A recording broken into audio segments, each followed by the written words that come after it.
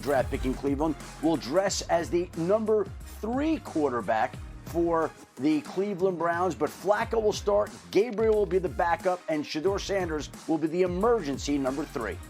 Makes sense, deservedly so. The tape from week 2 of the preseason or week 3 of the preseason was very good. I think he plays really fast. He moves in the pocket very efficiently.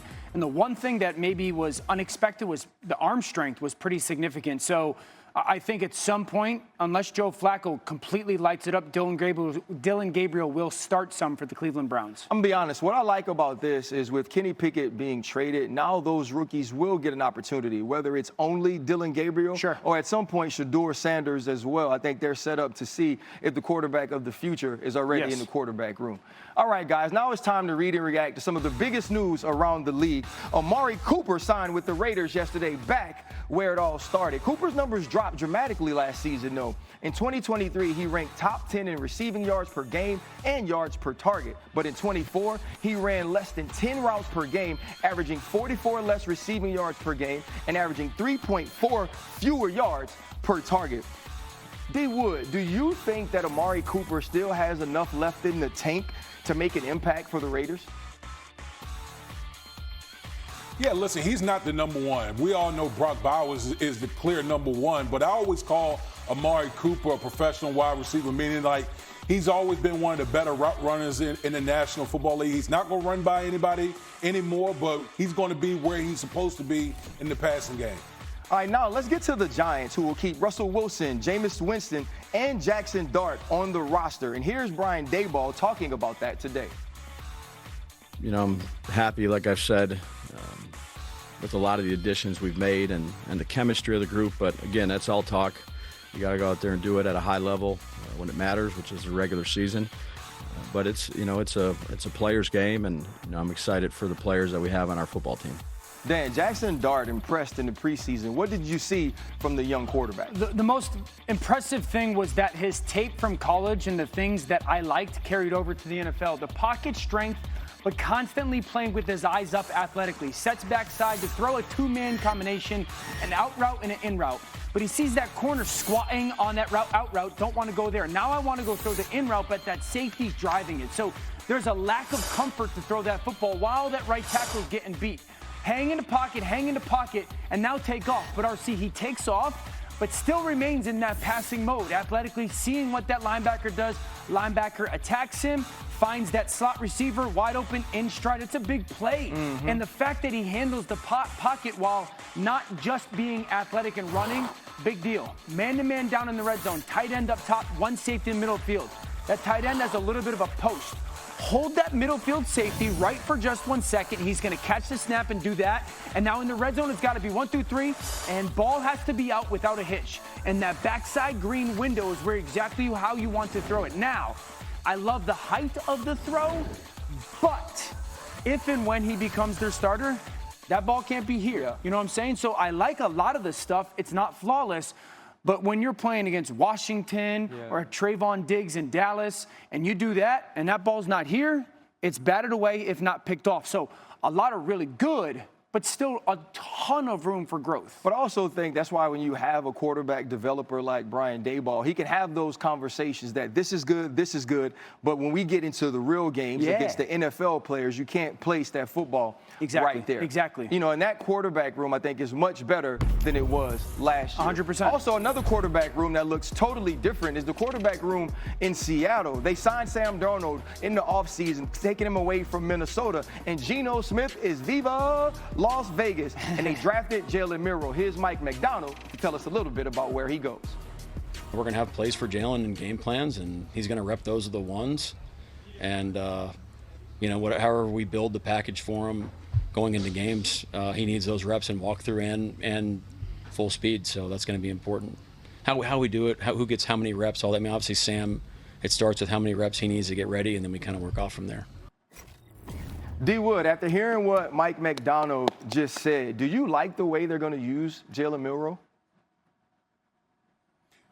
I do, because I think he's going to get a package of plays, and that's going to, it gives him an opportunity to be on the field and help with his development. But I think more so from a strategic standpoint, these two quarterbacks are totally different. We know with Jalen Milroe, He is a very athletic quarterback. And can you imagine how opposing defense is going to have to prepare for not only Sam Darnold, but now you also got to prepare for Jalen Milroe, which takes away from your preparation from the starter. So I love how the Seattle Seahawks are going to deploy Jalen Milroe in this situation. I love it.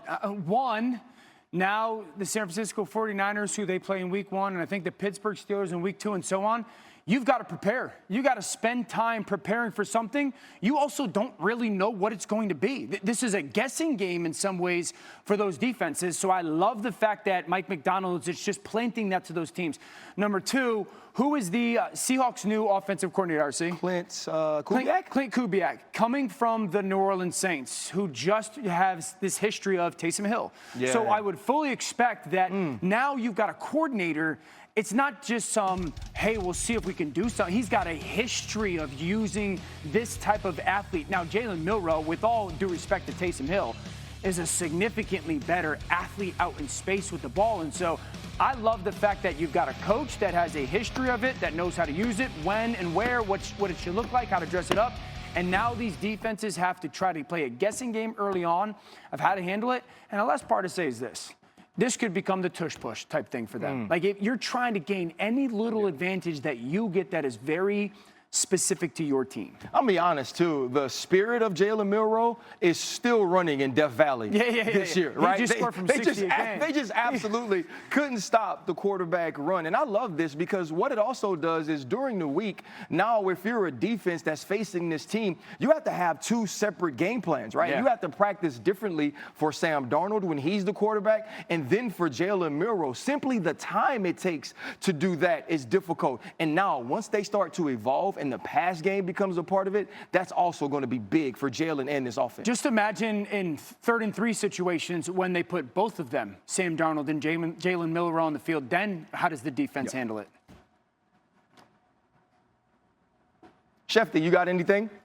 Yeah, we got a situation here. I know Jalen Milroe is going to be counted on in certain spots, but I want to be very clear that this is no reflection about Sam Darnold. They are really pleased and excited about the way Sam Darnold has played. They view Jalen Milroe as somebody that can enhance the offense, somebody who can be explosive, somebody who can make plays for them. But Sam Darnold is somebody who's come in and impressed them more than they thought this summer. I'm going to say this, and sometimes I say silly things. The last time they had a free agent and they also drafted a dual-threat quarterback in the 3rd round, it was Matt Flynn and Russell Wilson. And I'm not saying that that's happening right now, but you just never know how a guy like Jalen Milroe can progress. Yeah. And we could see him replacing Samson as the guy in Atlanta. But right now, he's the guy on NFL Live. Bijan, thanks for joining us, man. We appreciate you. Yes, sir. Yes, sir. Thanks for having me. Good seeing y'all as always. Hey, listen, it's College Colors Day here. That's why we got NFL Live. That's why we got this. Color you got there. Hey, guys, as you can see, Dan didn't even want to hold up the UConn. Bijan's like, what's going to go to? He didn't want to hold up the UConn Huskies. But speaking of which, man, I see you have the Longhorn hoodie on. How excited are you for your Longhorns to take on Ohio State in a big top 10 matchup this weekend?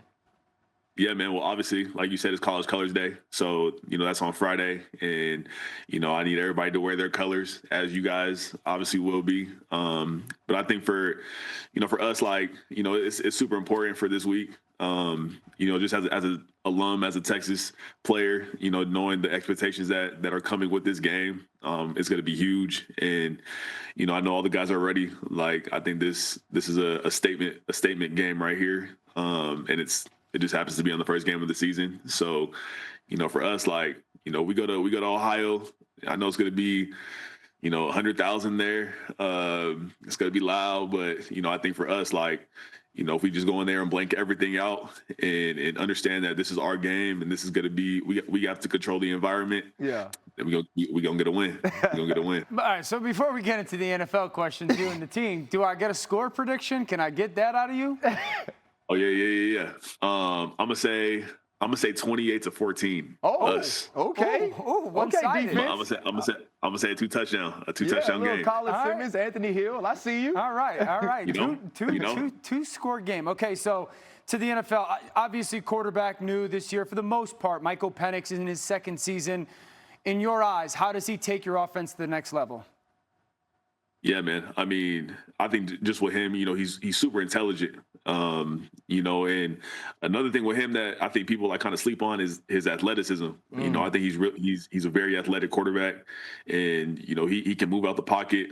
He can run, and for me, like, it helps me out a lot because he'll take a linebacker away, he'll play a player away when we're trying to get everything going, like in the run game and stuff like that. But with him just extending plays and using his arm talent to, get the ball to all the receivers and, myself and everybody that pass catches, it's going to be huge for him. And, I think people saw a little snippet of it last year at the end of the season, but now that we got a whole off season with him now and a whole training camp with him, like, I know that our confidence is super high, not just in him, but in everybody in the offense and what we're trying to do. Bijan, I got an opportunity to be there, and your head coach, Raheem Morris, was my last position coach in Washington in 2014. Yeah. I see the way that he comes to every practice, the energy he brings, the love he has for you. How important is it for you guys to play well so Raheem Morris can be seen as the head coach that you see him as every week? Man, it's the most important thing for this program. Like, for you, he's the guy who you want as a head coach. Like, he's the coach that you want, to play for. You want to play for him every single week to the best of your ability because he just brings so much energy. He's the best dude ever. Like, you don't want to let him down because he'll never let you down. He'll always have your back. He's always there for you. He's always trying to get the best out of you. Listen, as we talk about your head coach, let's say you were the head coach of a fantasy football team. Where would you draft Bijan Robinson? Obviously, I'm gonna draft myself number one. Like that's where my confidence is at. No brainer. And and I know there's a lot of people that play fantasy football that's drafting me, high and stuff, but I don't listen to any of that, which is a great thing. I love the fantasy football. I love the game. It grows the game so much. But, I would draft myself, number one. I can see the headline now. Bijan Robinson goes on NFL Live, picks himself number one, and says Texas wins by 14. I can't wait. Hey, listen, I can't wait to see it. It's gonna happen, man. Hey, I got to come to that practice. I got to see you move all around the field. If they're drafting you number one, that's a smart place to pick you, man. Best of luck this season, and thank you, brother. Yes, sir, big brother. Good talking to you guys. Good luck, man. Yep, thank you. And speaking of number one, there's only one big hold-in left. And in case you haven't heard, Michael Parsons still doesn't have a new contract. Is there an end in sight for the Cowboys' young star? Shefty tells us.